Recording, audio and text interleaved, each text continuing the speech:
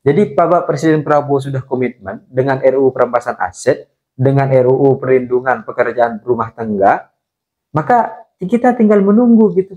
Bagaimana komitmen Ibu Puan Maharani? Komitmen atau enggak? Kalau sudah komitmen, selesai. Semua proses-proses ini akan berjalan begitu cepat. Semua proses-proses ini akan berjalan lancar. Undang-undang Cipta Kerja, Undang-Undang Omnibus Law. Ini kan undang-undang yang di era Jokowi di demo besar-besaran, tapi tetap sah.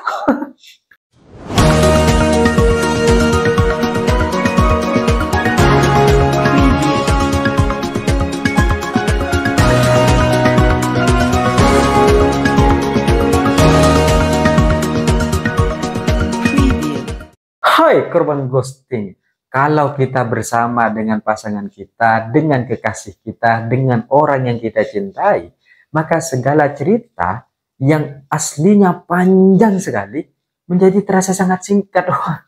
Seolah-olah waktu berjalan begitu saja. Yang awalnya kita menikmati senja gitu kan hingga malam, ternyata dengan cerita-cerita yang kemudian nyaman disampaikan kepada kekasih bisa tembus sampai terbitnya matahari. Dan hal-hal ini, kenyamanan-kenyamanan untuk kita bercerita, itu tidak hanya terjadi di antara kita dengan pasangan kita, tapi juga terjadi oleh pejabat-pejabat kita. Itu bisa kita lihat ketika Bapak Presiden Prabowo Subianto itu memberikan pidato, memberikan berbagai macam cerita-cerita melalui pidato-pidatonya di hadapan para buruh pada peringatan Hari Buruh Internasional. Sampai-sampai Bapak Presiden Prabowo ini panjang gitu pidatonya gitu. Dan kita bisa melihat bagaimana kemudian pidato-pidato yang diberikan oleh Bapak Presiden Prabowo ini memberikan berbagai macam janji-janji, memberikan berbagai macam angin-angin segar yang memang perlu dikawal secara serius gitu kan. Kalau kita lihat kemudian janji-janji Bapak Presiden Prabowo ini itu banyak gitu. Salah satunya misalnya akan membentuk Dewan Kesejahteraan Buruh Nasional, sehingga melalui dewan ini akan dilakukan berbagai macam kajian-kajian yang kemudian memang selama ini menjadi persoalan buruh dan harus segera diselesaikan. Apa kebijakan yang mana, undang-undang yang seperti apa, sehingga ini bisa segera diselesaikan melalui Dewan Kesejahteraan Buruh Nasional agar kemudian langsung bisa bekerja. Kemudian ada Satgas PHK yang kemudian ingin dibentuk oleh Bapak Presiden Prabowo. Kita tahu bahwa akhir-akhir ini bahkan ada belasan ribu, 18.000 sekian korban PHK yang sudah terjadi hingga bulan Maret lalu. Dan ini menjadi satu permasalahan juga gitu. Ketika kemudian ada banyak korban PHK, maka Bapak Presiden Prabowo memberikan berbagai macam janji terkait dengan Satgas PHK. Belum lagi tentang rencana undang-undang, ya kan, terkait dengan perlindungan pekerjaan rumah tangga. Belum lagi tentang pajak, belum lagi tentang Marsinah yang akan diusulkan sebagai pahlawan nasional. Belum lagi tentang undang-undang yang kemudian bermasalah terkait dengan buruh, baik itu outsourcing salah satunya misalnya, itu akan segera digaji, akan segera dicari cara agar kemudian hal-hal ini bisa dihapuskan, hal-hal ini bisa memberikan berbagai macam kesejahteraan bagi para buruh gitu. Dan dari pidato yang kemudian disampaikan oleh Bapak Presiden Prabowo, ini menjadi satu pidato yang kemudian Pak Presiden terlihat bahagia. Terlihat lebih leluasa, lebih santai, lebih apa adanya gitu. Dan kita tahu bahwa dalam berbagai macam rentetan sejarah, Hari May Day kadang menjadi salah satu hari yang sedikit menakutkan bagi para presiden-presiden gitu. Karena sangat jarang sekali gitu presiden untuk kemudian hadir, kemudian ikut memperingati Hari Buruh Internasional, ini sangat jarang sekali. Bahkan kalau dilihat setelah 60 tahun terakhir, baru Bapak Presiden Prabowo Subianto untuk pertama kalinya setelah Presiden Soekarno pada tahun 1965 hadir bersama di acara Hari Buruh Internasional. Ikut membersamai buruh untuk memperingati Hari Buruh Internasional. Ini kan berarti ada satu komitmen bersama yang kemudian ingin ditunjukkan oleh Bapak Presiden Prabowo kepada seluruh halayak kalangan bahwa komitmen dia bersama rakyat, bukan oligarki. Jadi dari berbagai macam yang kemudian terjadi di peristiwa Hari Buruh Internasional, Bapak Presiden Prabowo hadir bersama di acara Hari Buruh Internasional merupakan satu komitmen bahwa Bapak Presiden Prabowo Subianto itu bersama rakyat, bukan oligarki. Dan kalau kita lihat dari berbagai macam sampaian-sampaian pidatonya terkait dengan undang-undang yang kemudian memberatkan buruh, ini kan sebenarnya secara sederhana Prabowo ingin bilang, akan saya kaji seluruh undang-undang yang bermasalah tentang buruh di era Jokowi. Karena kita tahu gitu, undang-undang Cipta Kerja, undang-undang Omnibus Law, ini kan undang-undang yang di era Jokowi di demo besar-besaran, tapi tetap sah.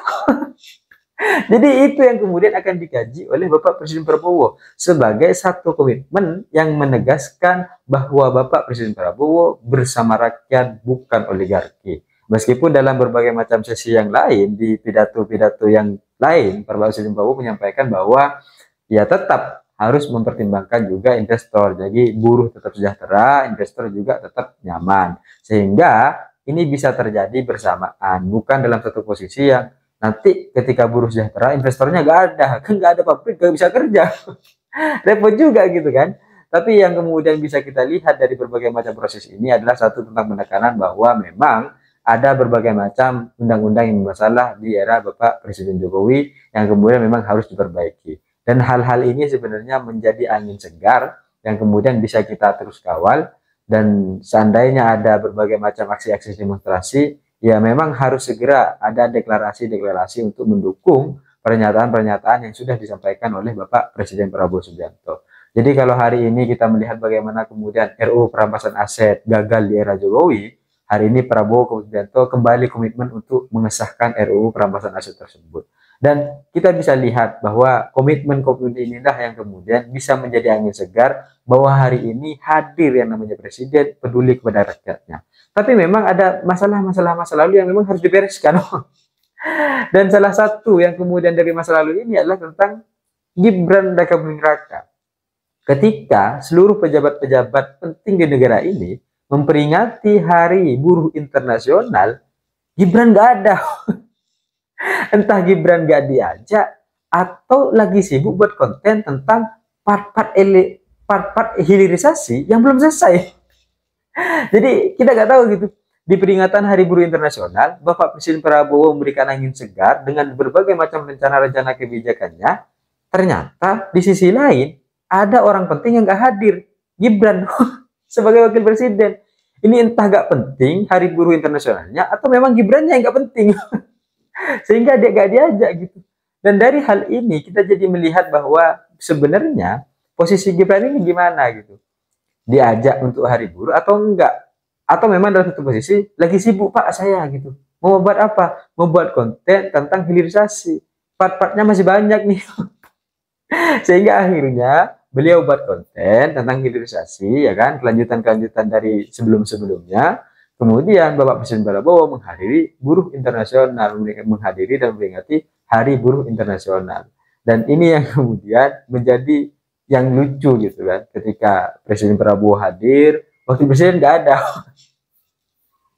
Ya meskipun sebenarnya tidak terlalu menjadi masalah ya, tapi di balik itu semua kenapa gitu? Kenapa Gibran memilih untuk tidak hadir? Dibilang punya kesibukan dia nggak ada gitu kan? Dibilang punya kesibukan satu-satunya ya konten.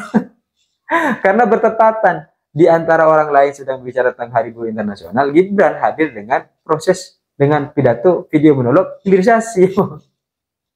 Dan sebenarnya ketika Bapak Presiden Prabowo Subianto ini memberikan berbagai macam pidato-pidato, memberikan berbagai macam rancangan-rancangan, rencana-rencana, komitmen-komitmennya bersama rakyat, sebenarnya kita hanya butuh satu komitmen lagi dari Ibu Puan Maharani selaku Ketua DPR RI dan sekaligus tokoh politik nasional perempuan kita. Selesai. Kalau Bapak Presiden Prabowo sudah berkomitmen untuk menyelesaikan berbagai macam undang-undang, rancangan undang-undang, baik itu RUU perampasan aset, baik itu tentang RUU perlindungan pekerja rumah tangga, baik itu tentang Satgas PHK atau apapun itu misalnya yang berkaitan tentang proses legislasi, maka semua ini akan bisa dicapai. Jadi Bapak Presiden Prabowo sudah komitmen dengan RUU perampasan aset, dengan RUU perlindungan pekerjaan rumah tangga, maka kita tinggal menunggu gitu. Bagaimana komitmen Ibu Puan Maharani? Komitmen atau enggak? Kalau sudah komitmen, selesai. Semua proses-proses ini akan berjalan begitu cepat, semua proses-proses ini akan berjalan lancar. Dan yang selama ini kita harap-harapkan, selama ini kita tebak-tebakan, akan terjadi gitu. Proses-proses undang-undang yang kemudian akhirnya memang akan menegakkan dan meluruskan berbagai macam penyimpangan-penyimpangan korupsi. Nggak seperti Erick Thohir yang bilang bahwa sulit korupsi untuk dihilangkan gitu. Ini kan mencederai dan menyakiti hati-hati para pekerja yang selama ini sudah bekerja begitu keras. Pejabat kita malah bilang sulit korupsi diberantas. Ya kita tahu bahwa memang sulit gitu, tapi nggak begitu juga gitu, sehingga kita melihat bahwa rasa-rasanya memang tidak ada komitmen penuh dari para pejabat pemangku kepentingan kita untuk menyelesaikan segala persoalan bangsa ini. Dan kita harap ke depan semua apa yang kemudian disampaikan oleh Bapak Presiden Prabowo mendapat dukungan dari segala kalangan pihak, baik itu akademisi yang sudah menyampaikan bahwa juga mendukung tentang komitmen Bapak Presiden untuk menyesahkan RUU Perampasan Aset misalnya. Kita juga menunggu komitmen-komitmen dari hal-hal yang lain, dari khalayak-khalayak yang lain, dari kalangan-kalangan yang lain. Baik itu dari mahasiswa yang biasanya demonstrasi gitu kan. Harusnya sekarang segeralah mahasiswa-mahasiswa ini deklarasi gitu untuk mendukung berbagai macam pernyataan Prabowo di peringatan Hari Buruh Internasional sebelum Bapak Presiden lupa. Jadi mahasiswa dan seluruh kalangan yang biasanya demonstrasi gitu, segeralah untuk kemudian melakukan deklarasi dan mendukung segala macam pernyataan-pernyataan Bapak Presiden Prabowo di Hari Buruh Internasional sebelum lupa Pak Presiden. Ya kan, segera dukung gitu. Jangan kemudian kita melakukan aksi-aksi demonstrasi yang kemudian mendukung terkait dengan ijazah Jokowi. Janganlah, ini gak penting bagi kesejahteraan, ini gak penting gitu. Mending hal-hal yang kemudian konkret dan memberikan dampak nyata bagi masyarakat Indonesia. Saya pikir itu cita-cita saya, ingin seperti Gibran, tapi saya sadar diri dan sadar posisi. See you, kapan bostin.